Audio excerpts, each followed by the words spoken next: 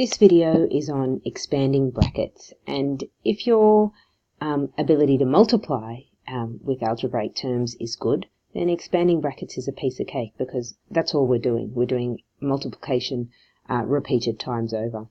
So let's talk about what we mean by expanding brackets. What we're talking about is taking a term that is at the front of the brackets, and we are multiplying it by everything that is inside the brackets. And the multiplication comes from if we see an algebraic term or a number joined to a bracket, there is an imaginary times sign in here. So even in year 7, you may have seen something like this, and you'd think to yourself, how do I handle that? Well, that's just another way of writing, to get used to this stylus. That's just another way of writing 6 times 3. So brackets, when we see brackets or parentheses, there is an imaginary time sign in there. Sometimes they use a dot as well to represent multiplication. So we are taking a term. Sometimes it's just a number. Sometimes it is a variable. Sometimes it's a number and a variable. And we are multiplying it by everything inside the bracket. So in my classes, I might refer to the rainbow, where you connect that term to that. So that will be my first multiplication, and this will be my second. When I talk about the second term in the bracket, it is very important that you see that second term as being minus 8. So this bracket consists of two terms, p and minus 8. And the reason why I say that is students who don't think about the sign or consider this as one term often get their signs wrong. Now, that's a basic example. If I wanted to make it a little bit harder in year 8, I might put a minus out the front. So here. Okay, so there's ways of making it slightly harder. And if I wanted to make it a little bit harder than that in year 8, I would put two brackets.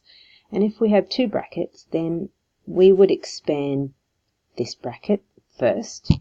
Then we would expand this bracket first. So we would be doing multiplication once, twice, 3 times, and then 4 times, and then I would collect like terms. So that's how we can make it gradually harder and harder in year 8. Let's have a look at a few examples that cover all these different levels of questions. So we're going to put in our little imaginary time sign. We're going to multiply. I always draw in my rainbow, just makes me very aware of what's going on, and I can even highlight that term there.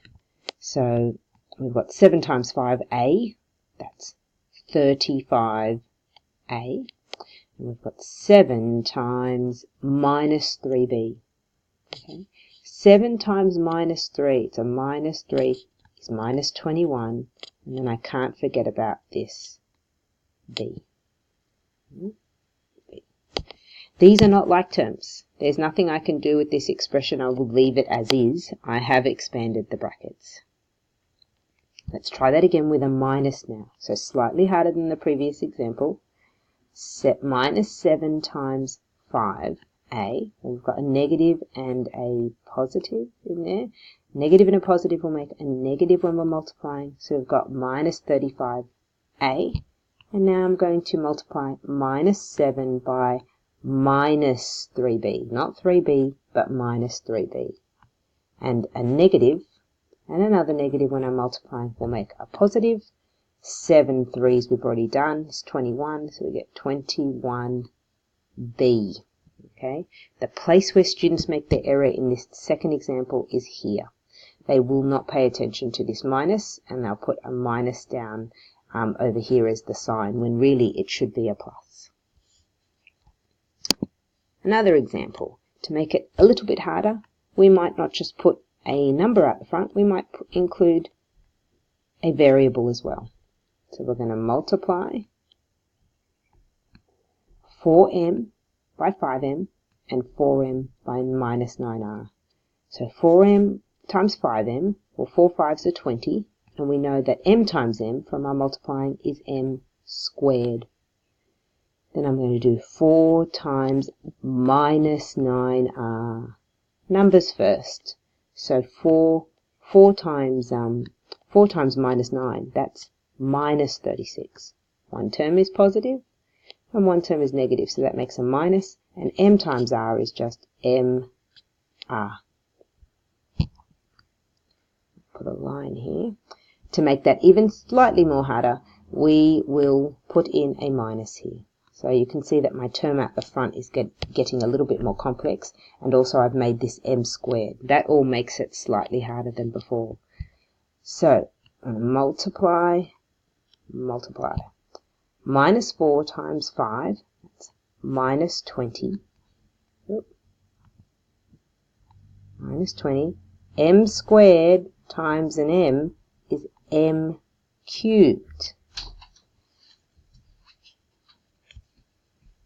I've just paused my video because my son's come in the room, so he's sitting very quietly listening to my video on expanding brackets with algebra, so just bear with me here. We're going to keep going, and we're going to multiply minus 4m squared, and we're going to multiply it by the 9r. So we've got a negative term and a positive. That will make a minus. 4 times 9 is 36. And m squared times r is m squared r. Now we need to, it's always important to have a think about this. We've got an m squared here and an m squared r. We've got no like terms, so both of the terms don't have the same powers. And they also don't have the same variables, because this first term does not have an r. So that's the end of the question. You can stop. Let's have a look at double brackets. So double brackets, I think it gets slightly more complicated with the multiplying. So that's where I think drawing in that rainbow just keeps you on track. 1, 2, 3, 4. It's a good idea to highlight that minus 3, because it's not the bracket. The second bracket isn't being multiplied by 3. It's being multiplied by minus 3. So we've got 5 times x is 5x. 5 times 7 is minus 35. Minus 3 times x is minus 3x.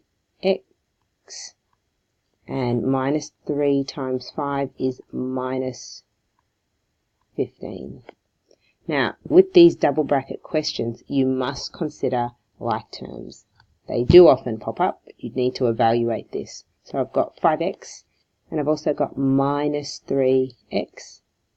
And then I have minus 35 and a minus 15. So let's combine our like terms.